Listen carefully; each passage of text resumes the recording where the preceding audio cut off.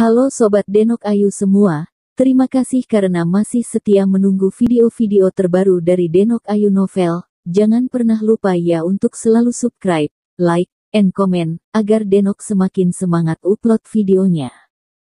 Bab 1165 Akibat Siluman Bayi Suci Berkepala 9 sudah kalah berkali-kali. Entah sekuat apa serangannya, ia pun tetap berakhir kalah di tangan Raja Monster Kura-Kura, tanpa ada pengecualian sekalipun.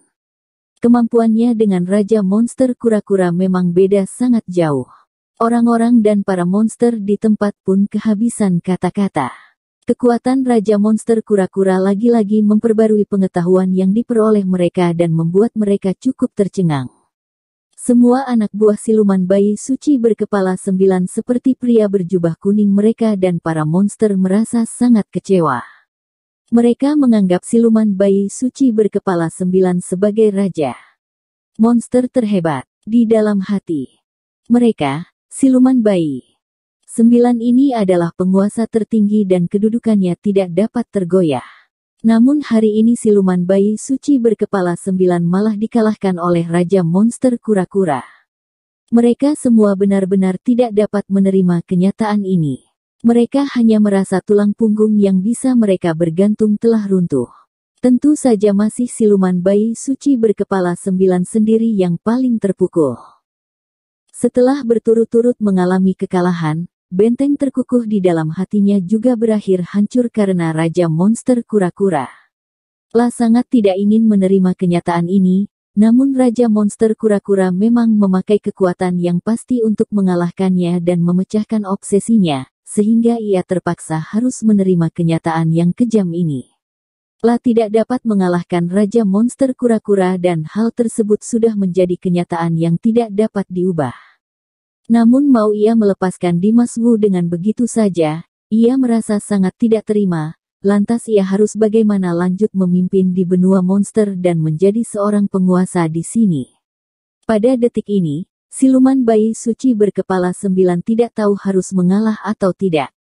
La pun terjebak dalam situasi yang kesulitan. Aku tahu kamu masih tidak dapat menerima hasil ini. Tapi sebagai salah satu anggota benua monster, aku masih ingin menasehatimu untuk jangan melakukan pemberontakan yang tidak berguna dan jangan coba-coba untuk melawan manusia. Raja Monster Kura-Kura seperti dapat menebak isi pikiran siluman bayi 9. La pun menatap lurus ke arah siluman bayi suci berkepala 9 dan berkata dengan nada bicara yang tegas. Pada akhirnya, Raja Monster Kura-Kura tiba-tiba menunjuk ke arah Dimas Wu dan lanjut berkata kepada siluman bayi suci berkepala 9. Apalagi dengannya. Raut wajah siluman bayi suci berkepala 9 menjadi semakin buruk setelah mendengar ucapan Raja Monster Kura-Kura. La terbaring lemas di permukaan tanah, sambil mengangkat salah satu kepalanya, memandang Raja Monster Kura-Kura bertanya, mengapa?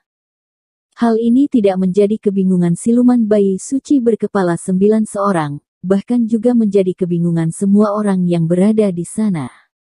Dreamy Du dan pangeran ketiga mereka tidak mengerti, mengapa Raja Monster Kura-Kura yang begitu hebat harus melindungi Dimas Wu seperti ini.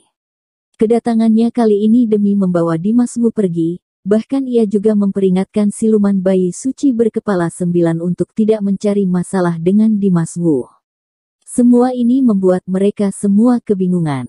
Oleh karena itu, semua orang dan semua monster yang berada di sana mengalihkan pandangan ke arah Raja Monster Kura-Kura untuk menunggu jawabannya. Raja Monster Kura-Kura terdiam sesaat, lalu membuka mulut pelan, seperti ingin mengatakan sesuatu, namun ia seperti memiliki kekhawatiran juga dan tidak membuka mulut untuk waktu yang lama.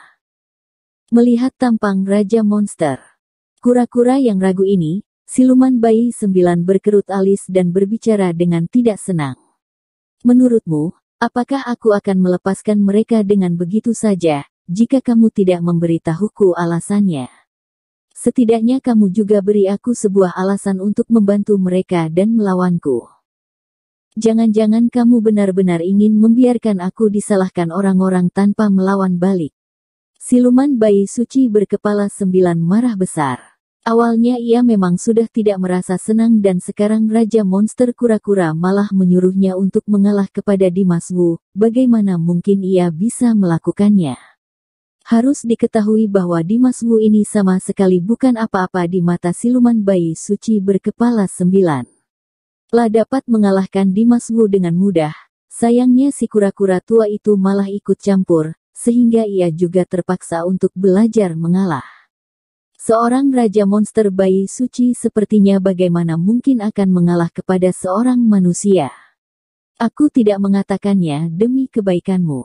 Tidak ada baiknya jika kamu mengetahui banyak hal, bahkan kamu mungkin saja bisa kehilangan nyawa kecilmu itu. Setelah terdiam lama, Raja Monster Kura-Kura akhirnya berkata kepada siluman bayi suci berkepala 9 dengan serius. Setelah mendengar itu, siluman bayi suci berkepala 9 menjadi semakin kesal. Raja Monster Kura-Kura semakin tidak mau memberitahunya, ia pun jadi semakin ingin mengetahuinya. Yang lainnya pun juga tergantung oleh Raja Monster Kura-Kura. Mereka tidak dapat mengerti mengapa siluman bayi suci berkepala 9 akan terjebak dalam masalah setelah mengetahui kebenarannya.